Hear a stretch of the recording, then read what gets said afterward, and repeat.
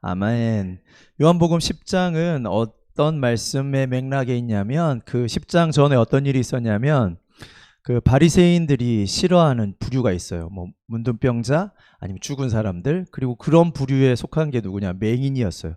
바리새인들은 맹인을 어떻게 생각했냐면 하나님께 저주받은 사람. 그래서 선을 쫙 그어가지고 우리는 하나님께 의로운 사람, 선을 긋고 저 사람은 그 맹인 아니면 문둥병자, 장녀 이런 사람은 선을 딱 그어서 절대 가까이 하지 않는.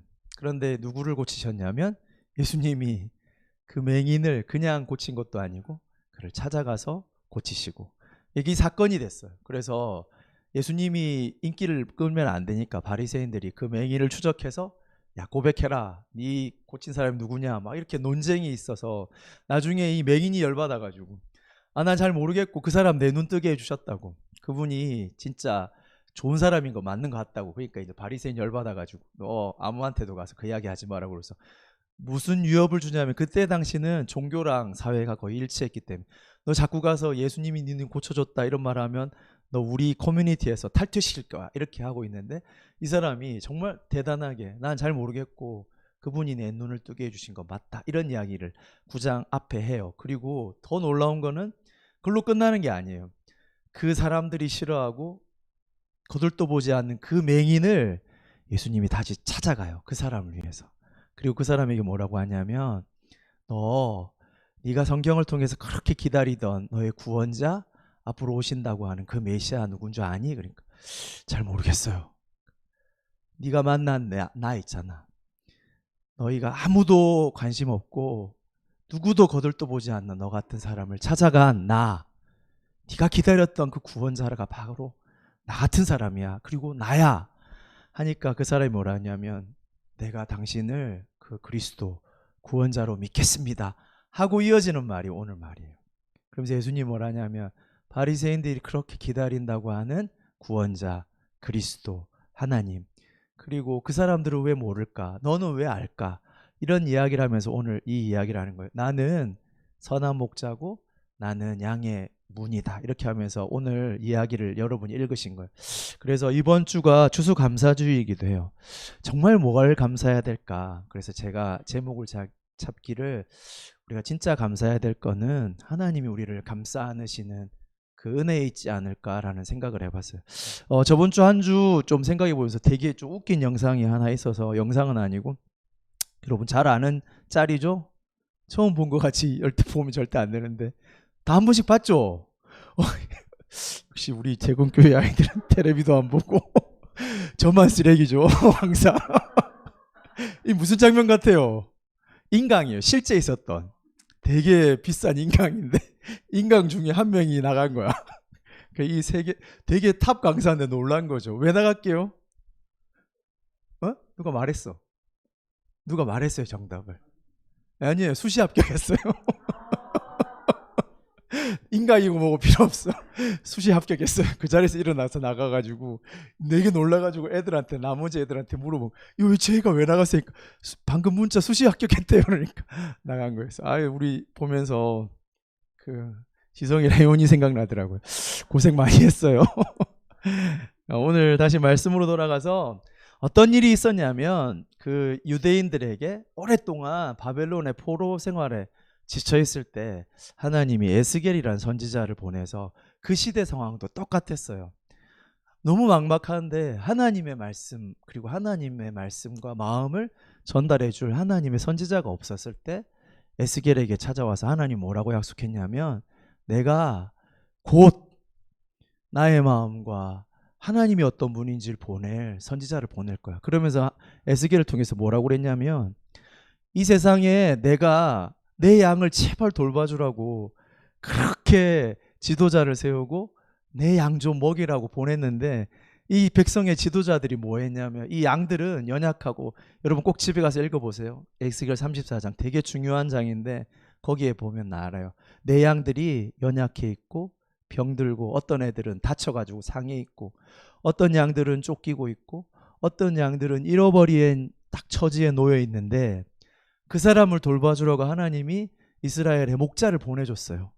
지도자들을 세우고 종교 지도자들, 정치 지도자를 세웠는데 뭐 하냐면 이들이 하나님은 이 사람들을 좀 돌보라고 보냈더니만 이 양을 먹이지 않고 뭐 하냐면 자기에게 주어진 힘과 고난을 가지고 이 연약한 양들을 잡아먹는 거예요. 오히려 하나님이 이 상황에 있었어요. 포로 시대. 그래서 하나님 뭐라 하냐면 흩어진 그 결과로 이 양들이 어디 의지할 데 없어서 정치적으로나 종교적으로 하나님을 잘 알지 못해서 다 흩어져 버리고 다 바깥에 짐승들이 다 잡아먹는 거예요. 하나님이 너무 마음이 아픈데 거기다가 더 심각한 문제가 뭐냐면 이 양들 속에서 힘 있는 양들이 힘 없는 양을 짓밟고 그 애들이 먹어야 될 그 풀까지도 발로 밟고 못 먹게 하고 이런 상황이 비유적으로 하나님 말했어요. 그리고 결론은 하나님 뭐라 그랬냐면 내가 도저히 못 참아가지고 하나님의 마음을 여기 2번이란 말이에요. 내가 이 양들을 돌볼 양들을 찾는데도 없구나. 하나님이 구약의 마지막 결론이 에스겔에게 해준 말이 뭐냐면 내가 드디어 더 이상 못 참고 내가 한 목자 다윗과 같은 왕 같은 그리고 진정한 목자를 내가 보낼 거야.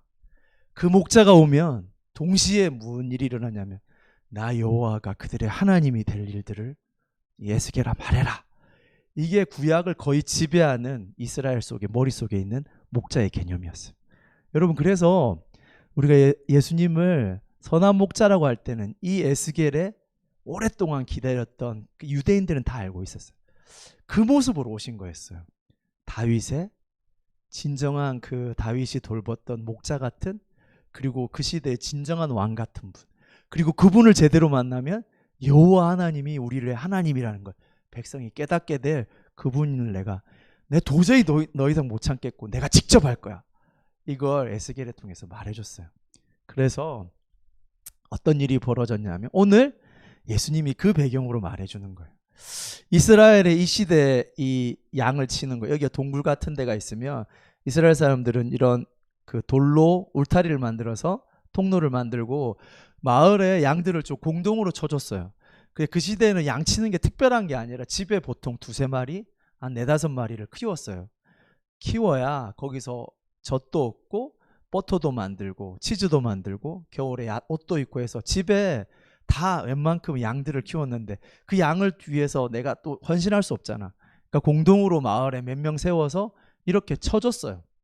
예수님이 지금 이 배경 속에서 사람들한테 말하는 거예요. 얘들아 나는 여기 있는 양의 문이야. 이 밤 되면 공동으로 치는데 마을 사람들이 십시일반으로 그 사람 돈을 주거나 아니면 그 중에 한 명이 이렇게 지키면 이 마을의 양들을 다 집어넣고 그 여기에 이제 목자는 자면 되는 거예요. 문 앞에서. 그러면 2가지 종류가 있어요. 이 양들에게 접근하는 2가지 종류가 있는데 하나는 뭐냐면 진짜 목자들 이 양의 목자 아침 되면 이제 그 와가지고 집집마다 3-3-5 자기 양들을 찾으러 오는 거지. 그래서 이름을 부르면 그 양들이 나가는 거예요. 그리고 밤에는 또 그 양 목자 따라서 안에 집어넣고 하겠죠. 근데 이 2 부류가 양에게 접근하는 목적이 달라요. 하나는 뭐냐면 도둑이 있었어요. 실제 그 시대에. 그래서 밤에 이게보다 조금 더 큰 이 울타리 같은 데는 몰래 이 산 같은 데는 아니면 여기에 사다리 같은 거 몰래 걸어가지고 양들을 훔치려고 오는 사람들이 있어요. 그래서 예수님이 뭐라냐면 도적이 있고 양의 진짜 목자가 있다는 거예요. 양의 목자는 어디로 들어가요? 이 문으로 들어가겠죠. 내가 당당하니까. 그래서 뭐하러 들어가요? 양을 밤에는 보호해주고 낮에는 뭘 먹이고 입히고 하려고 들어가는 거죠. 근데 한 부류는 뭐예요?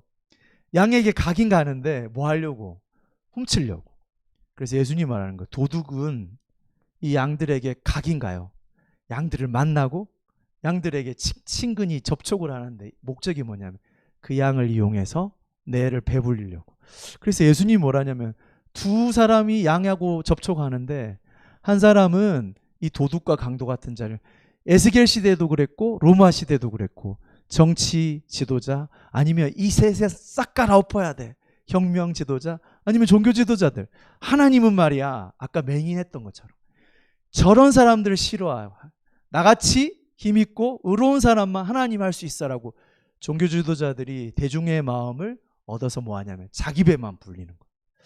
그래서 하나님이 뭐라 하냐면 이 사람들은 이 양 한 마리 한 마리 한 사람을 자기의 이익과 목적을 위해서 사용하는 거예요. 그래서 그 인생이 어떻게 되냐면 그 사람 따라갔다간 뭔가 처음에는 신나고 힘있고 뭐라는 것 같은 인생 끝에는 내 인생이 아니라 저 사람 때문에 이용당한 인생이에요.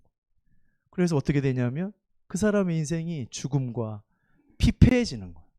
반대로 진짜 목자는 어떻게 하냐면 이 한 사람을 소중히 여기고 이 한 사람을 먹이기 위해서 밤에도 낮에도 이렇게 양의 문처럼 하는 사람 있다라고 예수님이 딱 말해주시는 거예요.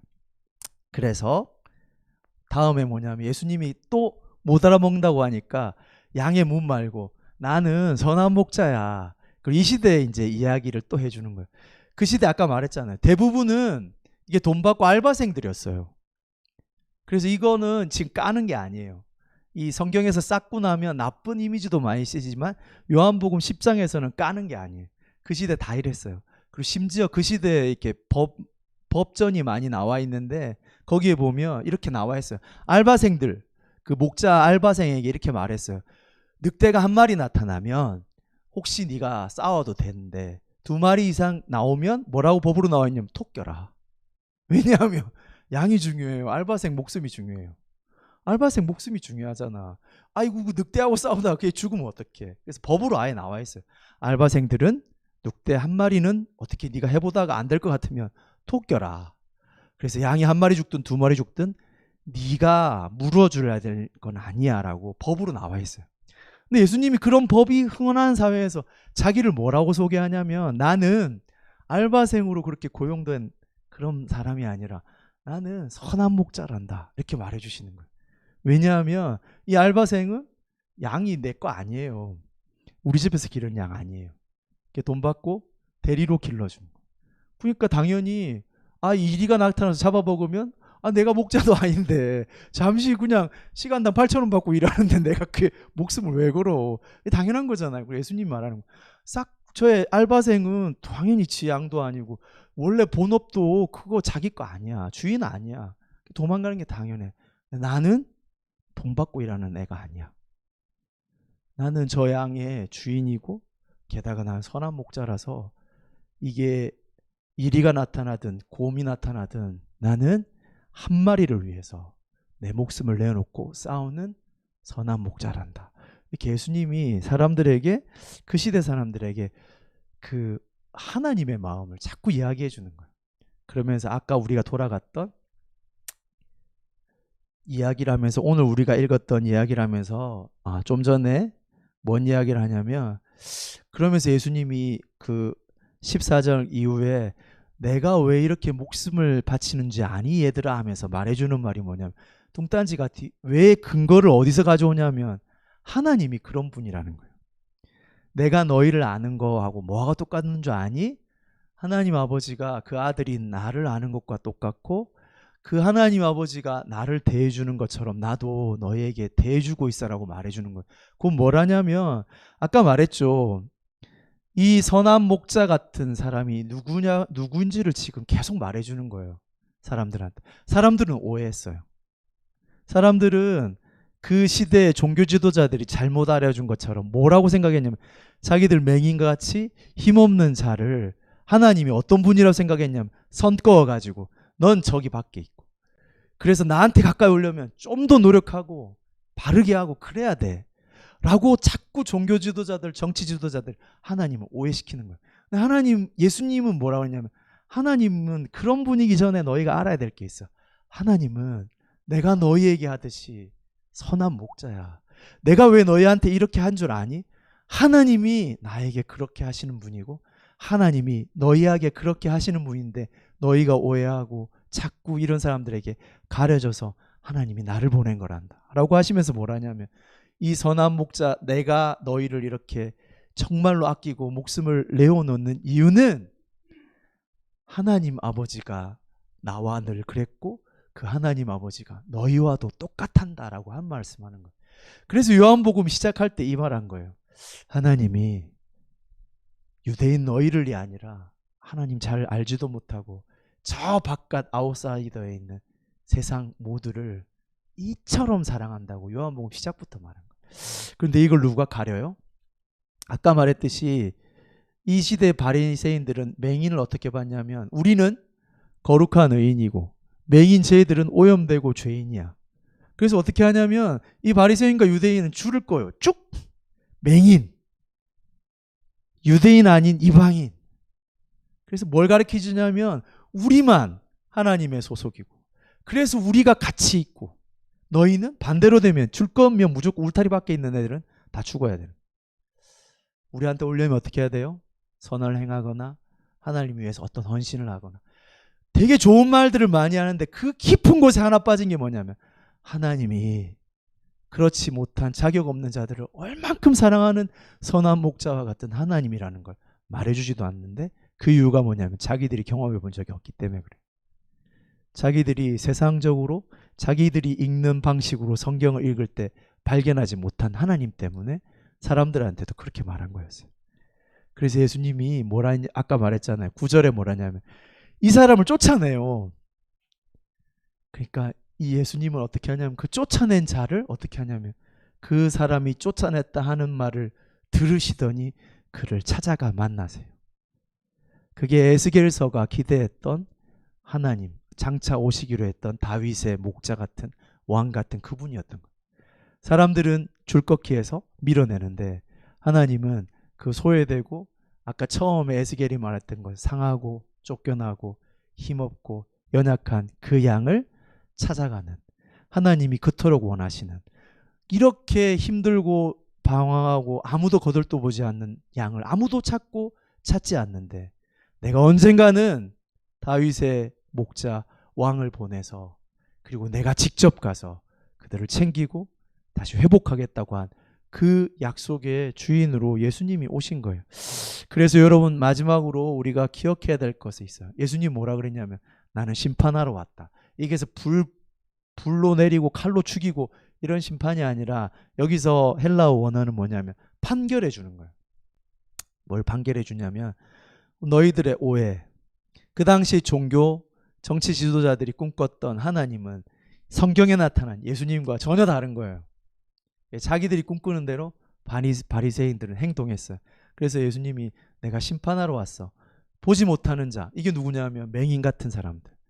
아까 그 시대 종교 지도자들이 생각했던 저 울타리 밖에 있는 사람들이라고 생각했던 그 맹인들은 내가 보게 해줄 거. 왜냐하면 아무도 거들떠보지 않는 그 사람을 하나님은 귀하게 여시고 사랑한다고 해서 찾아가서 그들에게 너희 걱정하지 마. 너희들은 저 종교 지도자들이 말하는 것처럼 소외받고 가치 없는 자들이 아니야. 하나님은 선한 목자여서 너희 같은 사람 여전히 귀하게 보시고 너희를 사랑하시는 바로 하나님이 선한 목자야라고 해서 그들을 깨우쳐서 그들이 보게 하는 거예요. 아, 우리가 속았구나. 하나님은 나 같은 자격 없는 사람을 사랑하셨구나. 거기도 넘으셔서 나를 위해서 죽으시는 분이 하나님이구나 하고 눈을 뜨는 거예요. 반대로 본다고 하는 사람들. 자기 본다고 착각하는 거예요. 하나님은 이런 사람들 사랑하실 거예요. 이런 사람들을 인정하시고 이런 사람들에게 의롭다 하실 거라고 본다고 하는 자는 예수님이 가져가셔서 야, 이게 진짜 하나님이거든 말할 때 그게 싫은 거예요. 그래서 여전히 눈을 닫고 있는 거예요.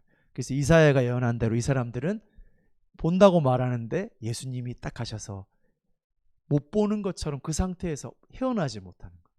그래서 하나님은 심판하러 왔다. 보지 못하는 자는 보게 하고 본다고 말하는 자들을 맹인되게 하러 오신 분이라고 말하면서 자, 오해를 바로잡을게. 예수님이 이 선한 목자로 이 땅에 오신 거예요. 여러분에게 물을게요. 여러분이 믿는다고 하는 게 여기서 판가름 나는 거예요. 아, 예수 믿어. 이건 그냥 막연하고 추상적인 이야기가 아니에요. 예수님이 이 선한 목자로 오셨을 때 이렇게 아무 조건 없이 연약한 자, 상한 자, 병든 자들을 하나님의 귀한 자녀라고 높이시는 그 연약한 모습으로 예수가 오셨을 때 맹인처럼 이 예수의 모습을 보고 저분을 하나님의 아들로 왕으로 고백하는 게 요한복음이 말하는 바로 그걸 깨닫고 믿는 걸 구원받는 믿음이라고 하는 거예요. 그냥 천국 가려고 예수님이 주인입니다, 내 인생의 주인이에요, 하나님이에요 라고 고백하는 게 아니라 예수님의 이 별 볼 일 없잖아요. 생각해 보세요. 뭔가 청년이 맨날 먼지 뒤집어 쓰고 맨날 이상한 사람들 찾아가고 창녀 찾아가고 아무도 거들떠오지 않는 맹인 문둥병자 찾아가서 당신은 여전히 하나님이 사랑하는 사람이에요. 내가 하나님은 당신 같은 사람을 위해 십자가에 자신의 목숨을 대신 내어줄 만한 마음을 가지고 있는 분이에요. 그걸 보여주려고 하나님이 나를 보냈어요. 그리고 실제로 예수님이 십자가에 죽으시는 거예요. 그 모든 예수님의 삶을 바라보고 사람이 두 가지로 갈려요. 저거는 절대 하나님일 수가 없어. 그리고 어떤 사람은 그 초라한 예수를 보고 성경에 말했듯이 우리를 위해 보내주시겠다고 한 진정한 목자, 진정한 하나님의 모습이 저 모습, 초라한 모습에 있구나라고 믿음으로 고백하는 사람, 예수님이 뭐라고 했냐면 그 사람에게 생명을 주고 진정한 세상이 말하는 풍성한 삶이 아니라 성경이 약속한 풍성한 삶을 주러 왔다. 이 사실을 믿는 자에게 하나님이 영원한 생명과 풍성한 삶을 준다라고 약속하신 거예요. 그래서 성경에서 말하는 게 뭐냐면 예수 그리스도가 아니라 이 예수가 바로 그리스도군요, 이 예수가 바로 하나님이군요 라고 고백하는 거. 그게 우리의 신앙 고백인 거예요. 그게 구원을 얻는 거예요. 그 고백을 제대로 하는 사람, 그걸 진짜 아는 사람을 하나님을 아는 사람. 그래서 예수님이 말한 거예요. 내가 양 우리에 가서 야 얘들아, 내가 진짜 하나님이고 내가 진짜 구원자란다라고 말할 때 바리새인들은 못 듣는 거예요. 그런데 정말로 하나님의 사람들은 이 예수님이 오셔서 내가 진짜 구원의 길이고 내가 진짜 하나님 만나는 길이란다고 말할 때 예수님의 그 초라한 모습과 예수님의 그 사역을 보면서 뭘 보냐면 하나님이 이런 분이구나 라고 깨닫는 사람들이 다 예수를 따라가는 거예요. 그래서 오늘 우리 중고등부 학생들한테도 이 예수님을 소개해 주고 싶어요. 우리가 추수감사주일이에요. 우리 인생 가운데 우리 한 해를 바라보며 감사할 것들을 찾아볼 건데 가장 마지막으로 여러분에게 소개하고 싶은 게 이거였어요. 하나님이 어떤 분인지 여러분 알기를 원해요. 하나님은 우리를 연약하고 부족하고 아무 자격 없는 우리, 맹인과 같은 사람, 문둥병과 같은 사람, 우리의 자격 없는 우리를 보시고 뭐라냐면 그를 찾아가셔서 너는 하나님의 소중한 자녀란다, 내 양이란다, 그리고 너는 내가 주인이란다, 나는 선한 목자고 너는 내 양이란다, 아무 자격 없을지만 몰라도 나는 너를 사랑하는데 너 꼭 알아야 돼. 이 마음을 누가 가지고 계시냐면 하늘에 계신 내 아버지가 너를 그렇게 사랑해서 나를 보내서 너에게 알기를 원해서 나를 보냈단다. 그래서 예수님이 마지막에 십자가에 그 모든 것을 보여주신 거예요. 제가 오늘 주보에도 실어놨지만 하나님이 하늘에서 전도지를 뿌린 게 아니에요. 너 사랑해, 내 예수 믿고 구원받아라고 전도지를 뿌린 게 아니라 그걸 여러분에게 알게 하려고 하나님이 누구를 보내셨냐면 예수님을 우리 삶 가운데 이 땅에 실제로 보내신 거예요. 그리고 자신의 모든 삶을 통해서 하나님이 얼만큼 우리를 사랑하시는지, 우리의 부족한 사람을 사랑하는지 그걸 보여주려고 맹인도 문둥병자도 심지어 창녀까지도 다 품고 마지막에는 십자가에서 죽으시면서까지 내가 너희를 이렇게 사랑해 라고 죽으시면서 뭐라 했냐면 예수님이 말한 말이 유일한 게 뭐냐면 하나님이 너희를 이렇게 사랑한다고. 그래서 여러분 우리의 신앙 가운데 이 마음이 있었으면 좋겠어요. 예수님의 모든 행적을 보면서 여러분 마음에 그렇구나, 하나님이 나를 이렇게 사랑하시는구나, 내가 뭘 해서가 아니라 하나님이 예수님을 보니까 하나님의 모습이 이 모습이구나, 이걸 고백하는 게 우리의 진짜 신앙 고백이에요. 마지막 제가 한 2분 안에 말씀을 마칠게요. 목사님이 젊을 때 정말 예수님을 전하는 게 너무 좋았어요. 환장하고 돌아다녔어요. 몇 년 후에 알게 됐는데 제가 여기 지금 온 지 한 거의 3년 돼 가는데 온 지 한 1년 만에 제가 어느 날 알았어요. 어디서 많이 이 동네가 익숙하던데요.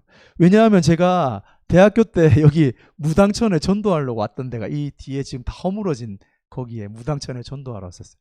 우리 팀이 와가지고 무당들 전도하고 그 속에서 막 무당들이 돌아오고 자기 산당 부수기도 하고 어떤 사람은 우리 팀에 전도할 때 안진뱅이가 일어나기도 했어요. 대단하죠?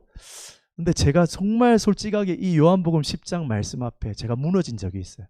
뭐냐면 쟤는 예수님이 좋다고 하나님이 좋다고 말만 했지만 실제로는 그 사역이 재밌고 신나서 했지 하나님이 이렇게 나를 사랑하시는구나 사실 몰랐어요. 그래서 전도하다가 어느 날 이 말씀이 저에게 부딪힌 거예요. 예수님은 양으로 생명을 얻고 더 풍성히 얻게 하러 왔다고 했는데 나는 왜 사역을 열심히 하고 열심히 뛰는데 이 나를 위해 생명을 바치고 나를 이렇게 풍성하게 하신 이 예수님을 나는 왜 인격적으로 만나지 못하고 있을까? 그래서 제가 그날로 전도를 스탑했어요. 하나님, 나 전도가 중요한 게 아니라 하나님 알고 싶어요. 나를 위해서 이 목숨을 걸고 생명을 주기 위해서 모든 걸 다 헌신하시고 포기한 이 예수님 진짜 알고 싶어요. 귀로 듣고 설교로 듣는 거 말고요. 나 예수님 그리고 그 하나님 알고 싶어요. 그 질문을 하고 모든 걸 스탑했던 데가 20대 말이에요. 그리고 미국으로 인도로 전 세계를 어떻게 흘러가면서 한 번도 놓치지 않았던 질문이 그거였어요. 하나님, 저 사역이 중요한 게 아니라 하나님 알고 싶어요. 그리고 그 질문에 하나님이 제 평생에 계속 대답해 주셨어요. 그리고 지금도 대답해 주고 계세요. 우리 중고등부 학생들 이 하나님 만났으면 좋겠어요. 휩쓸려 다니지 말고 나를 위해 생명 버리신 그리고 내 삶을 풍성하게 하신 그 하나님 앞에 여러분 인생을 탁 마주해서 걸고 그 하나님을 정말 만났으면 좋겠어요. 매일매일 만났으면 좋겠어요. 어느 날 여러분 말할 수 있을 거예요. 세상 사람들한테. 배운 거 말고 들은 거 말고 하나님이 나를 위해 이렇게 목숨 버리시는 하나님이라는 걸 여러분이 인생을 걸고 말하는 날이 올 거예요. 그 답을 가진 우리 중고등부 학생들이 됐으면 좋겠어요. 그 질문을 가진 중고등부 학생들이 됐으면 좋겠어요. 머뭇거려도 되고 시간 낭비해도 괜찮아요. 그러나 이 질문, 이 대답 앞에서는 여러분 끝까지 섰으면 좋겠어요. 그리고 가짜가 아닌 남이 말해주는 게 아니라 여러분이 경험하는 여러분을 사랑하는 하나님을 만나는 우리 중고등부 학생들이 됐으면 좋겠습니다. 함께 기도하겠습니다. 하나님 감사합니다. 우리는 잘 몰라서 하나님을 오해하고 하나님 삐뚤어지게 말할 때가 많은데 하나님은 우리를 사랑하셔서 예수님을 보내셔서 하나님이 어떻게 우리를 사랑하시는지 하나님이 그 생명을 주기까지 우리를 사랑하시는 분임을 예수 그리스도를 통해서 보여주심을 감사합니다. 그 하나님을 우리가 날마다 알게 하시고 그 하나님을 통해서 우리가 생명을 얻고 우리 삶에 정정한 풍성한 삶이 매일매일 계속될 수 있도록 우리를 붙들어 주옵소서. 이제는 우리를 위해 자신의 몸을 들여 하나님을 알게 해주신 그 예수 그리스도의 놀라우신 은혜와 자기의 하나밖에 없는 아들을 보내셔서 우리를 얼만큼 사랑하시는지 보여주시는 그 하나님의 말할 수 없는 사랑하심과 지금도 눈에 보이지 않게 우리 가운데 오셔서 그 예수 그리스도와 하나님을 알게 해주시는 성령님의 임재하심이 오늘 함께 예배하고 기도하고 찬양한 우리 중고등부 학생들 머리 위에와 그 가정 위에 지금으로부터 영원토록 함께 있을지어다. 아멘.